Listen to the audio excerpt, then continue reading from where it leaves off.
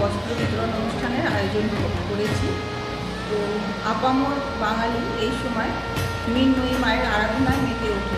তো আমাদের চারপাশে যারা চিন্ময়ী মারা আছেন, হ্যাঁ, তাদের মুখে যাতে হাসি ফোটে সেই জন্য আমরা একটা বস্ত্র শুধু আমাদের স্টোর থেকেই নয়, আরও অন্যান্য জায়গা থেকে বস্ত্র বিতরণ অনুষ্ঠানের আয়োজন আমাদের সাধ্যমতো করেছি, যাতে তারা যেন এই গোটা পুজোটা ভালোভাবে কাটায়, হাসি মুখে থাকে।